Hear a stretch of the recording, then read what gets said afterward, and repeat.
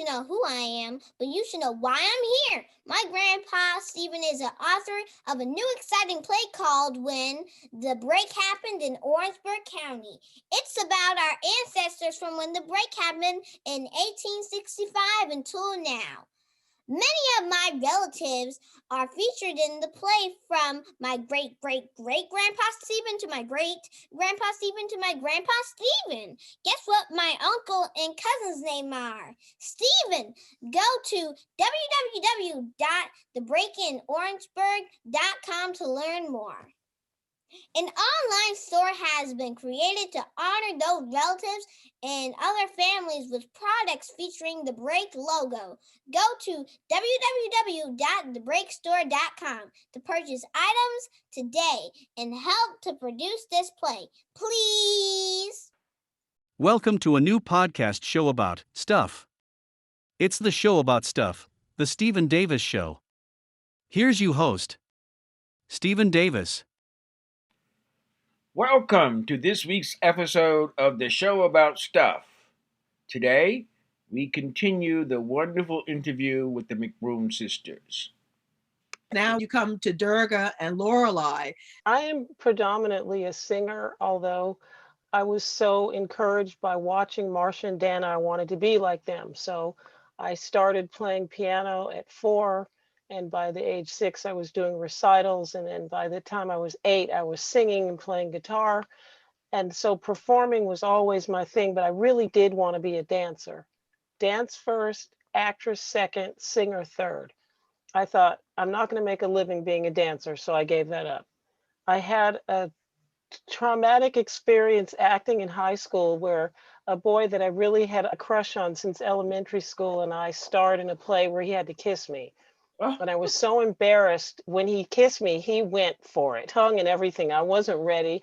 And the embarrassment kind of made me, I mean, it was silly, but I just said, okay, no acting. So I pursued the singing. Wait, was that Stefan? No, Jeff Zoitlin. Jeff Zoitlin. Mm-hmm. He was cute. What's wrong I with know. Well, you know, I didn't expect it and I just wasn't ready. And I can't remember how old I was, but I was a young teenager. Anyhow, I'm glad that I picked music. I was fortunate enough that after doing the work that I said with Niall doing background vocals, I met through a friend of mine that was doing music video that she was getting me gigs for Pink Floyd. They needed 3 background singers. Durga was in town at the time. She was working on an album I was making with Niall, and I sent a tape, a couple Polaroids. I'd met another girl, and they hired us. So that got me started with the background singing thing. Unfortunately, my deal with Capitol fell apart. The record company president, all the way down through everybody, got fired. So I didn't have any real allies on the inside. But fortunately, Pink Floyd called again because one of the girls had left. So I got to do Europe. Now when was this? Russia. When was this? Late 80s. Okay. I first met Pink Floyd in 87. Okay. And then toured again. We did the first few shows in Atlanta. Then they took me to Los Angeles, asked me to go on the world tour. And I said, I've got a record coming out, take Durga. So they took Durga. I'll let her tell her version of what happened with her, but she ended up doing that. I did Johnny Kemp, which was great. I got to go to Japan with Johnny. He was so wonderful. I met him through Durga. So there's a whole lot of this thing of sisters looking out for each other. I remember when Johnny Kemp used to be one of the performers at the Cellars on 95th Street. Gosh, yes, he used to sing. He used to sing right to me for all that time. I love Johnny Kemp. Johnny was great. I was in the video. So after Johnny and the trip to Japan, I got the Rolling Stones. That was probably the hardest job I've ever had to audition for because there were 200 girls. Mick clearly liked me, so he helped me after the Rolling Stones, which was incredible. We did the first IMAX film ever made for music. So everybody was like 30 feet tall, and it really felt like you were at the concert because the quality of the sound was incredible. That was a great experience. I met my son's father doing that. That was fun, Lorelei, because I was able to, thanks to you, take my students from high school to see that IMAX performance. And don't And forget so you it did was it. like, there's my little sister. And There's my little she's sister. being very modest because she did a duet with Mick Jagger. With Mick Yeah, that's Jagger. true. Yeah, that's Yep. true. Yes, it was fabulous. You were fabulous. It was super yeah, fabulous. that was just a really incredible experience. My Gimme Shelter did not make the film. Lisa Fisher had been doing the Rolling Stones. She's got a 5-octave range. She's incredible. And the year that I got it, she was on tour with Luther Vandross. That was an experience for me of having to learn how to sing to that last person at the back. I was so concerned about, was I on tune? How did I sound? That I wasn't thinking about work that stage. And the Stones really helped teach me how to do that. And I will always be grateful for that. I've got a story that I always tell that Durga helps me tell because she's good at accents and I'm not, but it's worth retelling. I had been preparing for the show. It was late, very late at night, like 3 o'clock in the morning. I get a call from Keith Richards to come to his room. So I come, he's like, okay, what's going on? He says, Durga, Oh, okay. fill in the Keith part. Yeah, we're about to come to my hometown. This is London we're coming to, and you're having a problem with Gimme Shelter. So tell me what's going on. I said, the thing is, Mick keeps shoving me when I'm singing. I asked the monitor guy to turn me up. It's like they're not listening to me. He said, I know you've got what it takes to do it. What's going on? So Keith goes, look, this is my fucking band.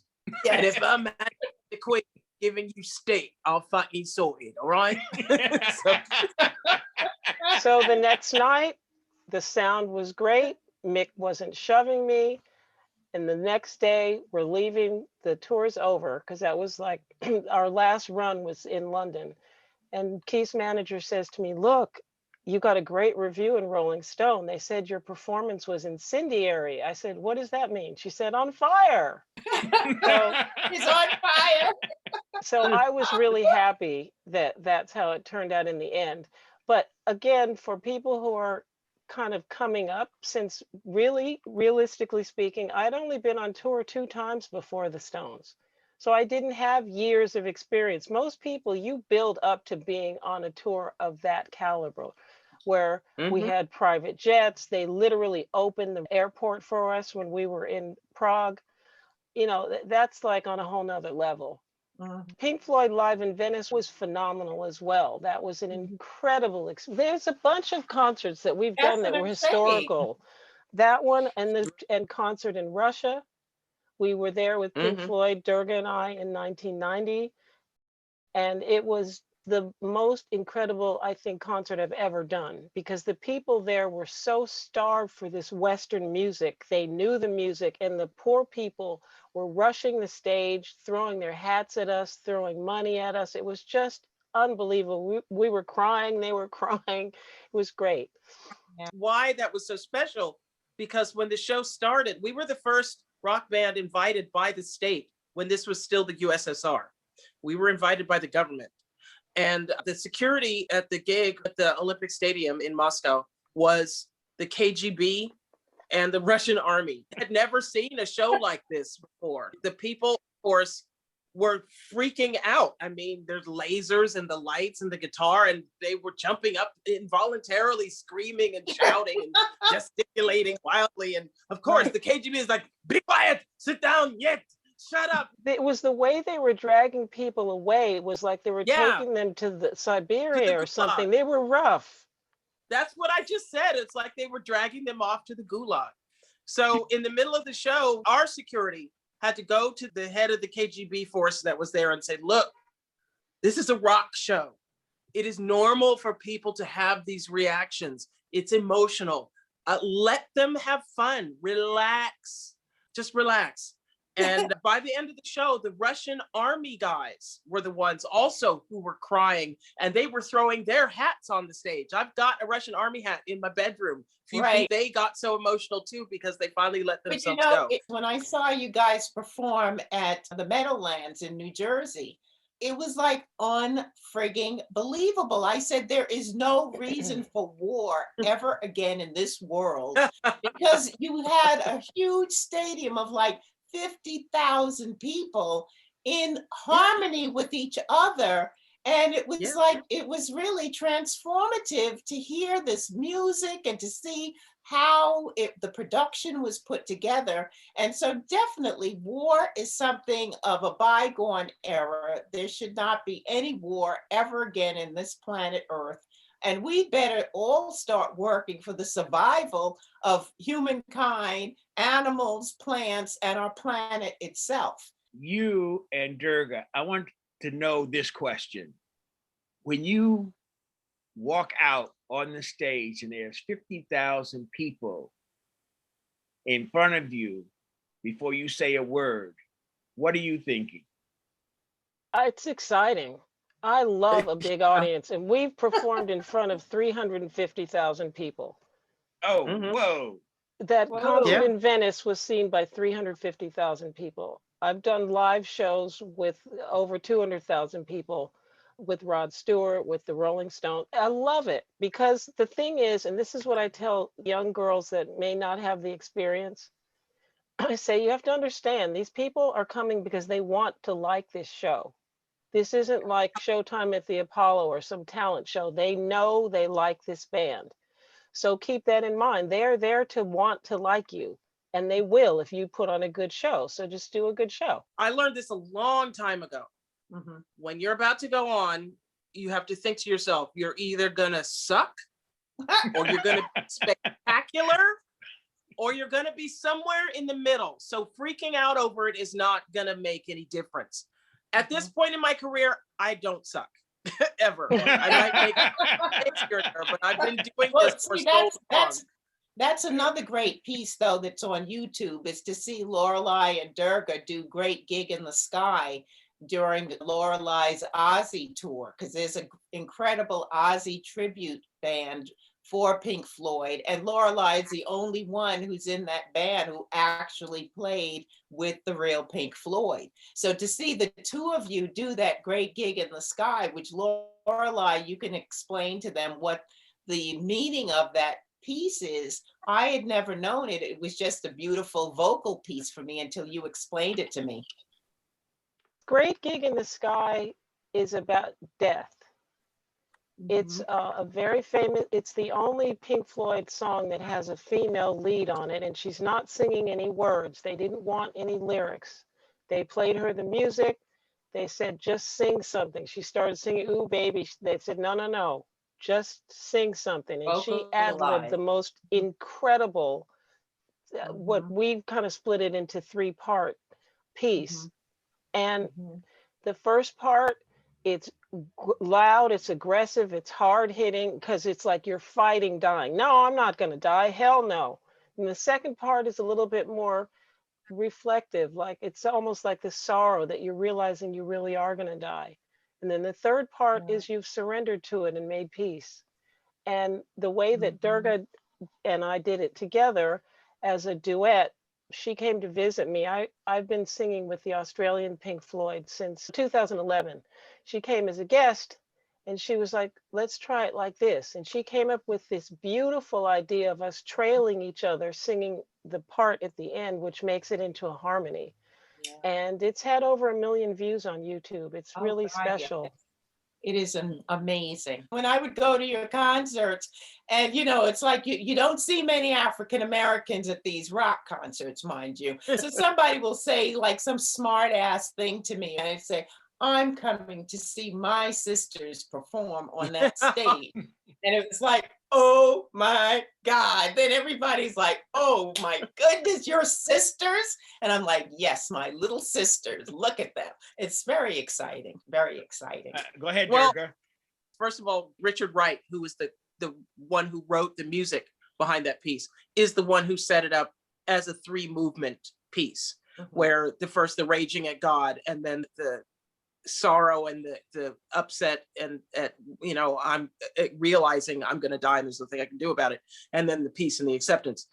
We have, all of us, as you can see, we have a mutual admiration society.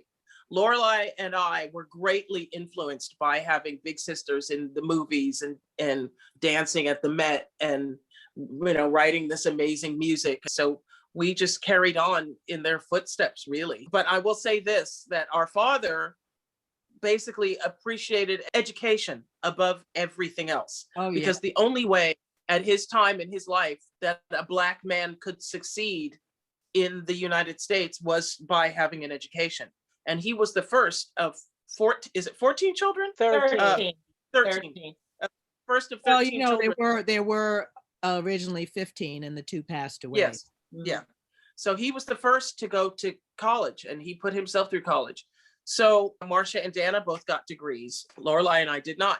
I did go to UCLA. I started as a theater arts major. I went there until I realized just how racist the casting was in the school. I was in a production every quarter when I was there, which is really good because the teachers really liked me. But I started to notice a pattern. I played a maid. I played Tituba the slave. And then when they were doing a main stage production of Shakespeare, of course, as a young actor, I'd fallen in love with the bard. And I was taking a Shakespeare class. And so I was thrilled that there was going to be a main stage production of Shakespeare. So I went out to audition for it. And the professor was anyway, I'm still mad at him. He was, you're so amazing. You must be really familiar with this material. He was all obsequious. So I was really excited. He brought me to final callbacks and I thought I'm a shoo-in. And when he posted the cast list, I was not cast so much as a walk-on in the street, in the village crowd scenes or whatever. And I was so upset that I planned a meeting with him. And I asked him, why did you butter me up so much, or basically blow smoke up my ass? And he said, well, a director must think of staging, and you're so striking. You draw the eye. And I was thinking of, and I'm thinking, well, isn't that what you want for your leading lady? And then he goes on to say, and I was thinking of you for the role of the courtesan. So in other words, he was thinking of me to play the hooker, which is what all Black actresses played at that time. Mm-hmm. And I was so mad I left school, but luckily it was the right decision. I figured if I was going to put up with that kind of racism in casting while my mother was paying them thousands of dollars, I might as well put up with racism in the real casting world and have them pay me. So 6 months later, I cast in Flashdance, which was great. Durga, you are so much like the name of my show, the show about stuff. You talk stuff. That's true. I did a lot of films, and I was like the video queen in the 1980s. I did videos with Janet Jackson, David Bowie, and David Lee Roth. I did 4 of his solo videos: California Girls, Just a Gigolo, Yankee Rose. I did all these videos, and I was noticing a pattern again. I was in an episode of Hunter, and I didn't realize until years later, I was, of course, playing a prostitute, walking on the Ho Stroll in Hollywood Boulevard. And there was a serial killer, this English lord, who was going around killing prostitutes. And he chose the English one, obviously. He spurned me and this other blonde girl and picked the English hooker and killed her. And I didn't find out until years later. I didn't realize that it was actually, I was acting opposite Gary Sinise. So that was kind of cool. And he was so creepy that none of us wanted to talk to him because he's one of those method actors that really stays in character the whole time. And he was playing a serial killer who liked to kill prostitutes. So he was giving off all the ew vibes he could. Gary Sinise is a very well-known actor he was Lieutenant Dan in Forrest Gump, for one thing. He's been in a lot of films. He was in The Bear with Danny DeVito, who he also played a very creepy Nazi white supremacist kind of character in that. Wasn't he in the first version of The Stand? Oh, that TV series, the Stephen King. I think he was. Yeah, I think he was. But he's got an extensive resume. But then Lorelei was doing this album with Niall. And at that time, I was playing hookers and prison inmates. But it turns out that all those qualities that stood against me as an actress stood in my favor as a singer because everyone wanted the big Black backing vocalist. And I went from doing gigs with, I had this little college band and I got fired from that band. They feel so stupid now that they fired me. I fired her, and she went on to sing with Pink Floyd. So we were singing, I was doing backing vocals for Lorelei, and the man who ran the production company doing the live concert videos for Pink Floyd recommended the two of us because David Gilmour, as he put it, wanted to, quote unquote, add some color. So they had two singers. They wanted three more. So Lorelei and I and our friend Roberta Freeman, who went on to sing with Guns N' Roses, went down to Atlanta, and we walked backstage. And because I've been a Pink Floyd fan, I was a rock chick from very early on. In fact, I got Lorelei into the Stones when we were kids. I was into progressive rock. I was into Jethro Tull and a lot of bands like that. I knew who Pink Floyd was. I was a big fan, had Dark Side of the Moon, loved that album growing up, but we didn't know what any of them looked like because they made a point of not being on their album covers and not splashing their faces all over everything. They wanted the music to be the stars. So when this man came backstage with an acoustic guitar and said, "Hello, let's go over some of the parts, shall we?" And we started, I'm like, "Who's this?" Because I didn't know who it was. And he starts singing and I'm like, "Oh, that's David Gilmour." David Gilmour. And then we were supposed to watch the show that first night and then film the next couple of nights. And he said, "Oh, you sound quite good. Would you like to have a go?" And this is one thing Lorelei and I always tell people. We do master classes together. Also, we teach voice classes and also teach about the business. And one of the things we stress is when opportunity knocks, you better answer the door. Because we could have been, we could have been quite, afraid and timid. "Oh, I'm not sure. Let's, we were like, yes, we're ready. And we freaked out later. Yeah, you freak out afterwards. Yeah, but it was a happy freak out. Yeah. Yes, it was. And but the minute I walked on stage, I felt this calm. And I looked around at 15,000 people. I hadn't been on stage in front of more than 300 people before that. And I knew I was home. And subsequently, Lorelei did a couple of shows at the sports arena. And then I joined the tour. And I stayed with them through the last shows in 1994. I'm on the last 4 albums, including The Endless River, which came out in 2014.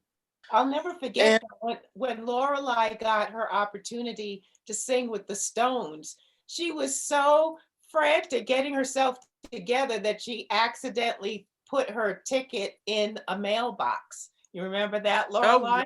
That was when I was getting ready to do the audition. Yeah, right, they had exactly.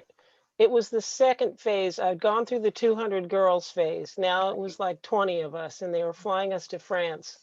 The day I was leaving, I had gathered all my bills along with the voucher for my taxi and the airline ticket and put it in the mailbox.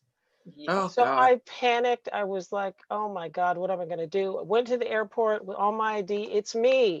Doesn't matter. You don't have the ticket. You can't take the flight." Go back home, get a hold of Durga. "Durga, I don't know what to do. I can't afford to fly on my own."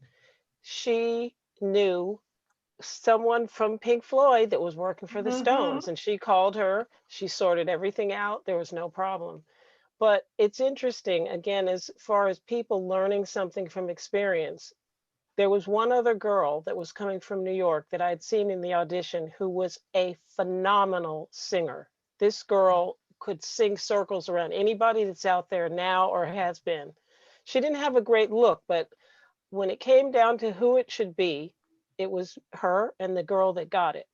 Mick said to me, "Who do you want to work with?" And I said, "Well, this other girl, she's really got a great voice. You could fix her hair," because they had plenty of money. We had designer clothes and anything you want, they were going to pay for it. And I knew she just needed to fix her braids. But I said she wasn't very nice. When I called her to tell her that I had gotten stranded and how worried I was, she could care less. She didn't speak to me in the cab on the way to the airport. She was just not friendly. Oh my God. Wow. And so he said to me, "Well, the thing is, when you go on tour, you got to live with people for a few months. So you want to be with somebody that's nice." I have always thought back on how that could have been that girl's moment, because she still went on and did some independent dance records, but she didn't get that break. This is when I go back to our ancestors, because that's what Maya Angelou always says. People may not remember what you did, but they remember how you made them feel. Mm.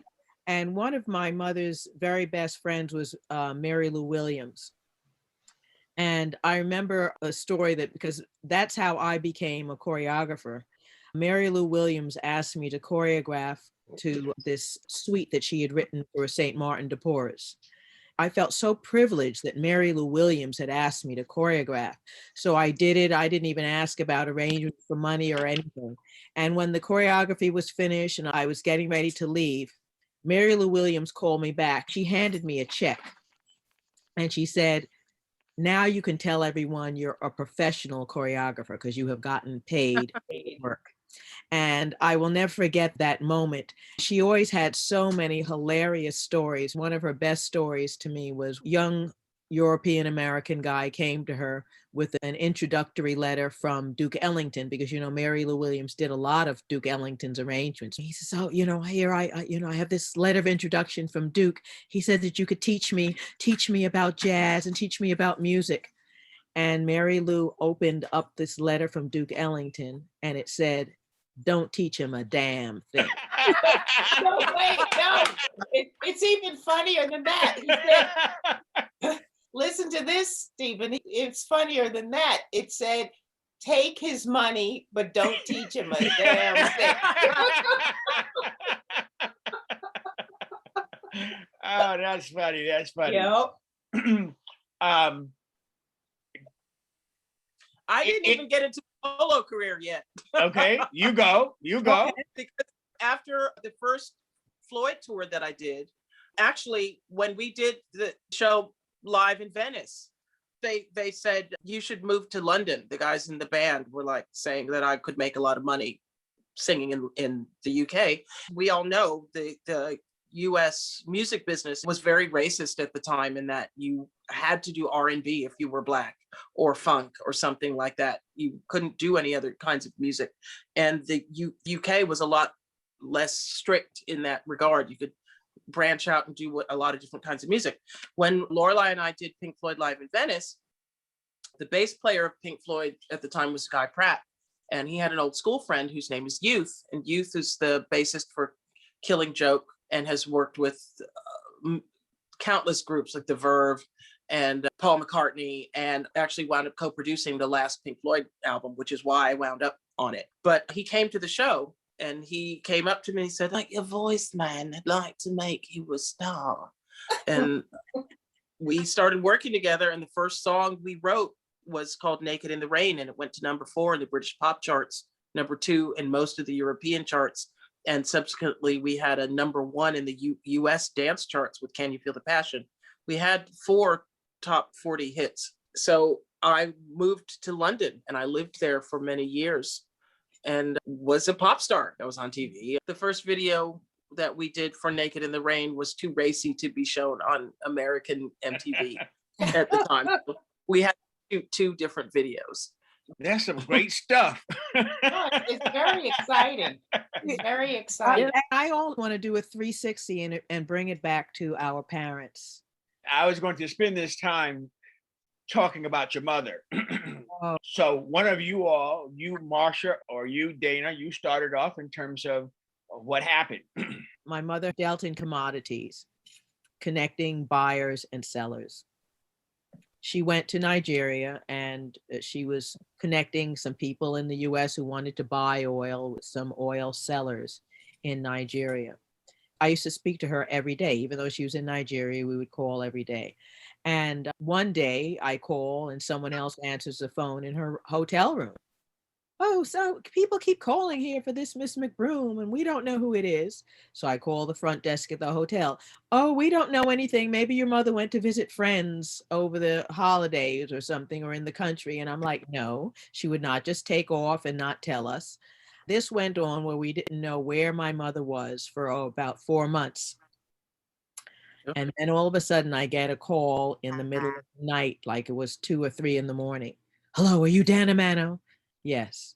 I was being held hostage with your mother in Lagos and I've escaped and I have your number. She was held for 13 months in this horrible maximum security prison in Called Kerry. Kerry prison in Nigeria. And the stories of that incarceration were horrific. My mother came back and was telling us about her experience. My mother, for part of that incarceration, she went on a hunger strike. And all she was doing was drinking water. She said to get her off of it, they would bring her water with all sorts of bugs and things floating in it. She said that's the only thing she was doing was drinking water. She said all she could do was hold it and wait till everything settled to the bottom. And, Wow. and she would have to drink that water.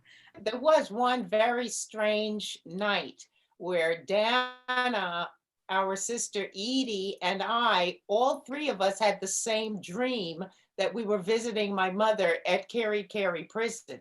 That for me was the most unbelievable thing. Wow. We called each other up the next day to say, oh my God, I had this dream. It was so realistic. And it turned out all three of us had the exact same dream. That's the only time that's ever happened to me in my life. The other very, very interesting thing was my daughter, Chainana, is grown now, but she was little then. I guess she was about 7 years old or so. And when my mother came back, everyone came to New York to see her and hear about what had happened to her, all of our family members. And we're sitting in my living room, in this room that I'm in now. I know this is why I say spirit is real. My daughter was little. She'd never had a piano lesson. While my mother was being held hostage, I used to play this gospel tune whenever I got depressed, called Please Be Patient With Me. God is not through with me yet. I played it all the time. And all of a sudden, while my mother's talking to us, Chainana gets up and goes over to the piano. And now this is a 7-year-old, never had a piano lesson in her life. She actually pushed the seat aside because she was too short to sit on the piano stool and put her feet on the pedals. She put her hands on that keyboard, and it was like someone who had been playing piano their entire life. She played that song, Please Be Patient With Me. I mean, and rocking it like she was in some major Baptist church somewhere. Yeah. Feet on the pedal playing that song. And we just stood there with our mouths open. We were just shocked that she went and played the piano like that. When she came out of it, she wasn't able to play the next day. She didn't know, she had never played the piano before in her life. Dana, it's funny you should share that story because Mary Lou told me one time that sometimes she would sit at the piano and she said her fingers would just move across the keyboards like a spirit had just entered her and she just played the piano.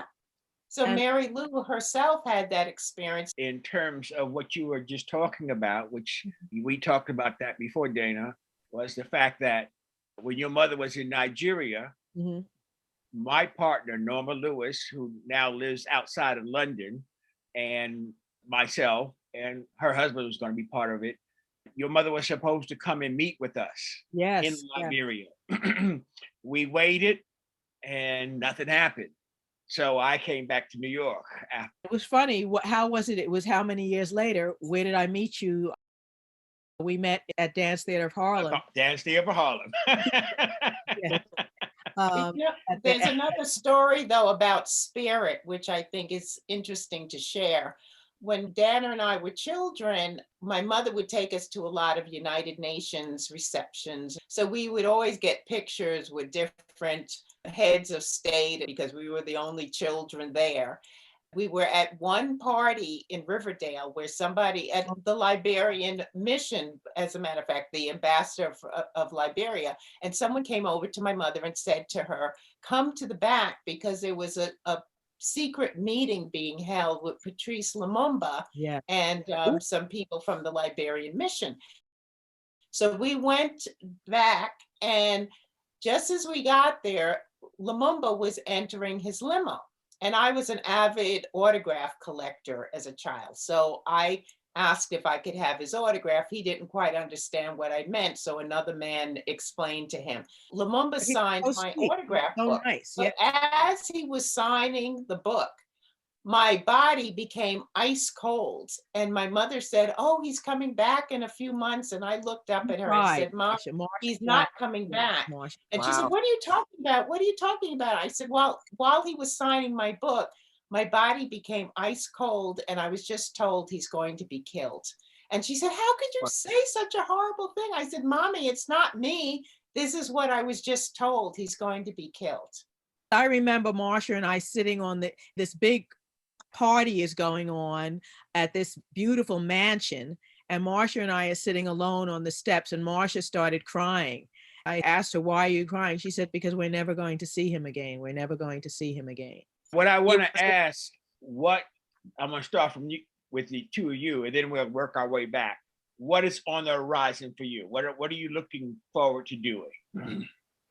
Durga and I have collaborated recently on an album because we've been doing shows together now for probably the last 5 or 6 years At with least. different Pink Floyd tribute bands that have host us to perform lead vocals, where we get to sing some of our favorite Pink Floyd songs as lead singers, not doing background. So we built a bit of a following doing that. I took a bit of a break to start a family after the Rolling Stones, and I didn't go back to it until 2010 with Rod Stewart. And so, you know, we both, and Durga has worked with many other Pink Floyd tribute bands since Pink Floyd broke up. So we've got fans, and we decided to do something as a duo.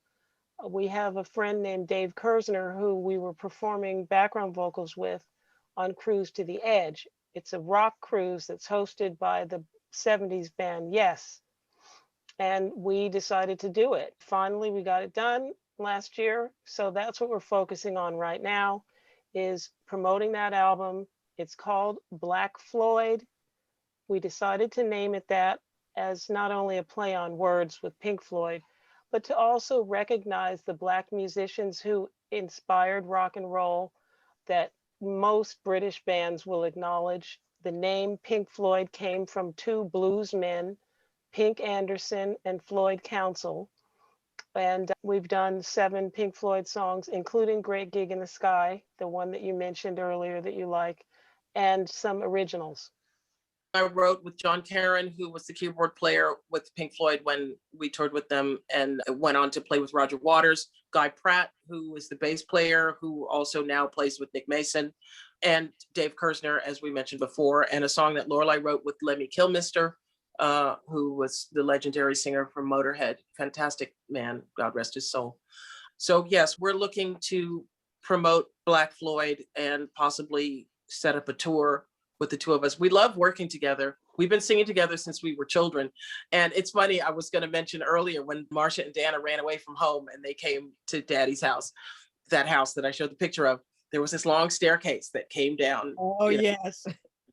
And we were all into Funny Girl. That's one thing. We grew up, Daddy inspired a love of musicals in us.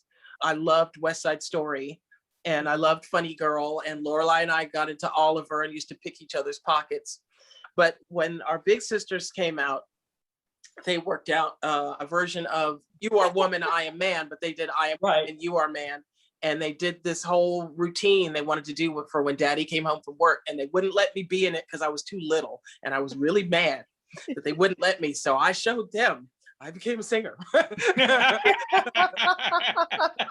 So Lorelei and I have been singing together since we were children. And I think back on it now, Mom must have been exhausted when she came home from a full day's work at the office. And I learned later how much, because I worked in her office as a medical assistant off and on for 20 years.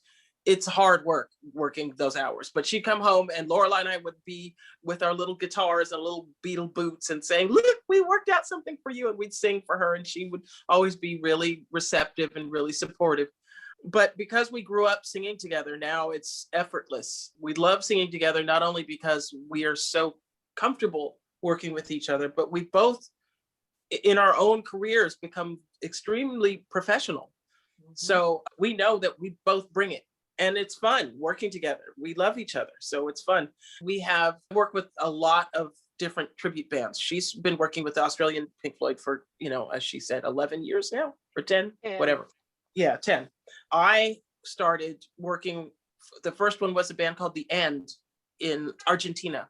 They flew me out as a special guest. And that started this phase of my career. Mostly what I do to make a living is working with these tribute bands. And I fly from Argentina to Finland. And then I was able to start getting Lorelei on these gigs with me. I look forward to doing more of that, as well as promoting Black Floyd. I have a new Blue Pearl album that needs to finish the mixing. We've been working on this for a couple of years now because we've been doing it on our own. I want to get the Blue Pearl album out this year. And I've been asked to do a blues project here in Los Angeles. I'm going to get some pretty cool people in on that. So I want to get that done this year as well, too.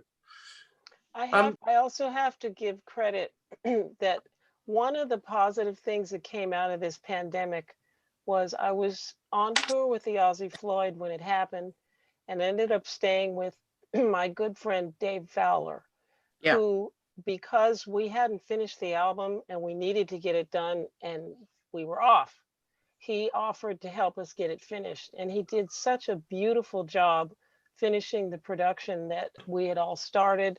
And I have to give him a lot of credit for that and say, even though the pandemic has been horrific as far as us not being able to make a living touring like we're used to, it was great to be able to come out with this creative project. It also gave me a chance to learn about editing. Now, I'm no Franklin Mano by any means. I'm truly a novice, but at least it allowed me to learn how to do something I could do to help represent what we were trying to say. What I want you to do is to stand up and let people see your jewelry behind you. Oh. See, I have to promote you now. It's on the wall behind my bed, actually. I've got jewelry on all over my room, as you can see. And I've got a whole bunch of beads on my bed right now. This is like where I work. I have a website, Jewelry by Lorelei, and people can see what I've got there. This is my personal, ears, chokers and earrings, and I love making stuff. And that's something I learned from our third part of the family, Kathy, our other stepmother. She taught me how to make jewelry when I was 12. We were spending some summertime with Daddy. I'll always remember that summer. That's the year that Dr. My Eyes came out. Oh. The Jackson Brown song. Jackson Brown. And I started making jewelry because a friend of mine, she's a medium. She lives in Canada, named Jay Lane. And she had offered to do some readings for me. So I gave her some jewelry in exchange. And she was like, oh, my friends are drooling over your jewelry. You really ought to sell it. And I'll help you. So she started sharing with her people. And between the two of us, we started building the brand. And that's been helping me kind of get by week. It's certainly not making the kind of money I was making touring, but it's helping buy some meals and keep the lights on. Okay. Okay. Stephen, I found a few things that I could show. This is can you see that? Yes, I can see Yes. that. This is the book that ended up in the museum. Oh, The Black okay. Woman. All right. Yeah. I found one of my ads that I used to do. This was for one of the liquor companies. Mm-hmm. So I did a lot of ads. And then this was a scene from the Cotton Club Gala. Can you see that? Ooh. Can you lift? Yeah, this was our Hold it up a little higher. satin doll. Hold the corners up a little bit more. Okay, That's beautiful. can you see that? Yes. Yeah. Yes. Now I So can that's see it. from that was from one of our numbers from the Cotton Club Gala. And that Okay. was satin dolls. So what's on the horizon for you? Well, I'm still writing music. As a matter of fact, I have a song that I wrote. I've been thinking about getting Durga to sing it because it's very sort of risque, called Cookie Jar. It reminds you of Durga, huh? As soon as you say risque. Yeah, Oh, Dana. because Durga and I have hung out together sometimes. I'm kind of a dance diva. House, techno, dance music. And the song says basically, if you can't handle the cookie, don't mess with the cookie jar. The recipe is good and the cookie tastes so sweet. But every time he bite the cookie break his teeth. Oh, he want a sight of the cookie. Really got a right to the cookie. He want to stay up all night with the cookie. Well, I'm going to say that it has been such a pleasure to be able to meet all of you all, although I did know Dana. We may end up getting together because one of the things I didn't mention it because that's why I was in Montserrat. I want to open a school for the arts there. So this way I can bring in all my family members and friends who have a particular specialty in the arts. We want to open the PACA Academy. Cool. And I thank you all so very much. One of the things that you all should consider doing is a play like the Delaney Sisters, the McBroom Sisters on Broadway. Oh, it well, would make a wonderful, wonderful show. That's a great idea. Great show. Great show. Thank you. Bye. Bye-bye. Bye. Bye.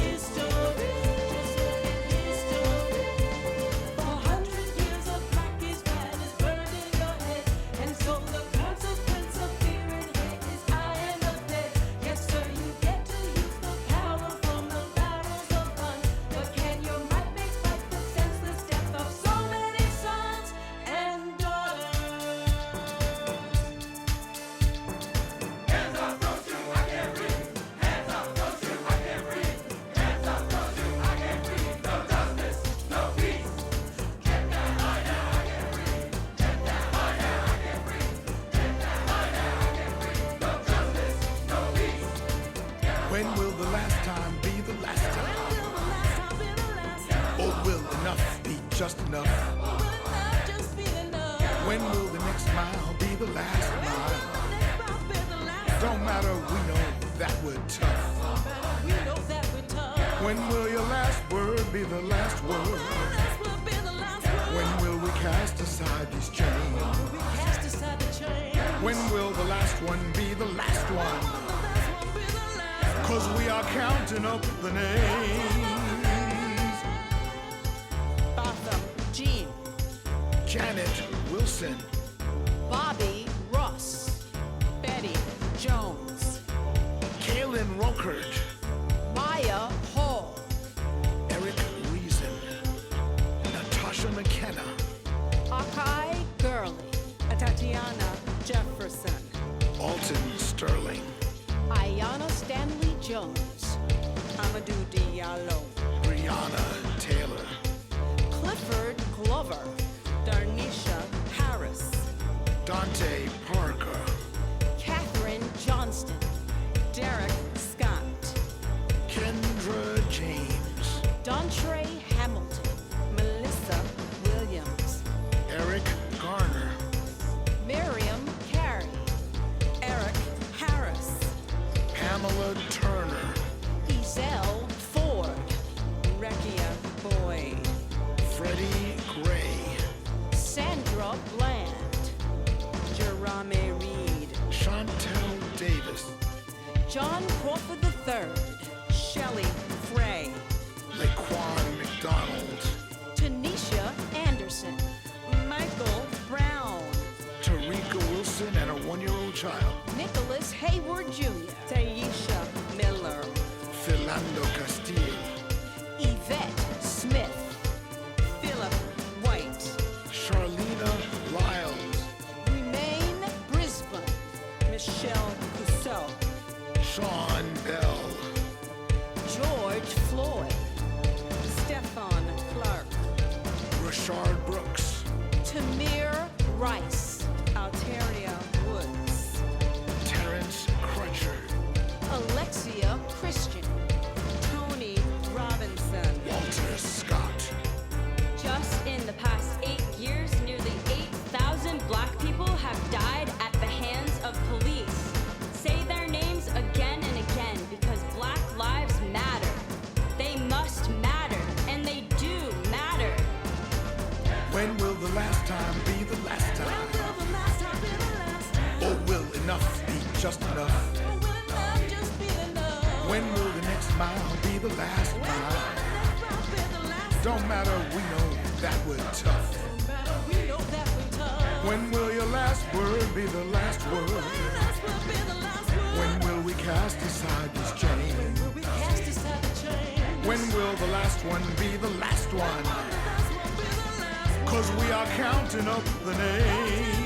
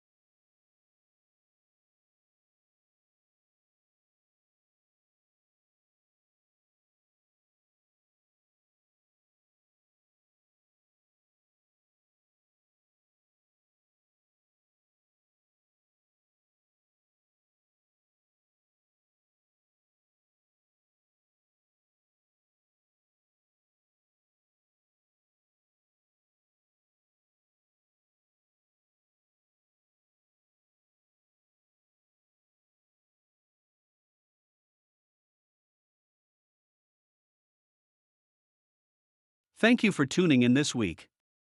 Hope you enjoyed this show about stuff. See you next time.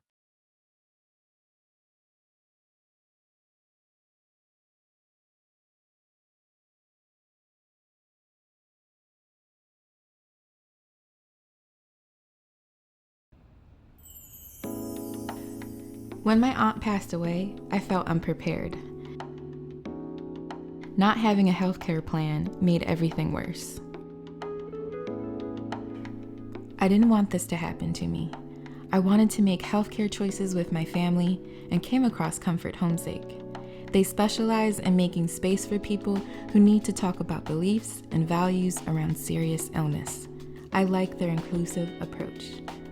Fabio's story of transforming the loss of her son into a powerful legacy inspired me. I shared her story in a chapter of my book, Lost to Legacy, called Saying Yes. It reveals loss as an opportunity for discovering a deepened appreciation for life. The more I learned about Comfort Homesake, the more I was drawn to them.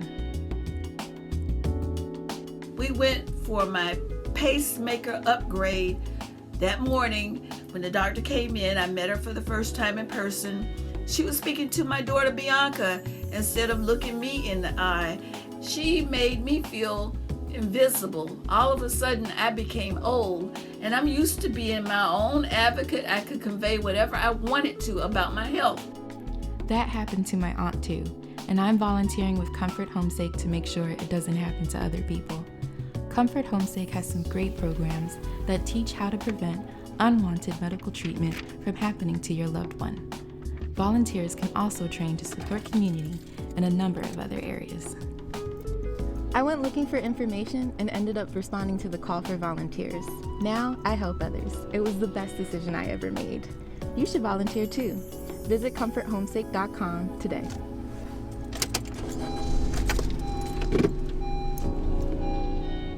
I'm Ali Sharif.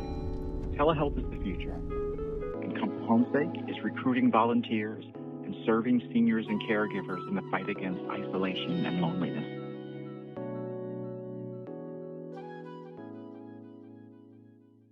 Branded gifts for the holidays, birthdays, or just because. Visit us at www.thebreakstore.com. Hit the right black Get in Touch button.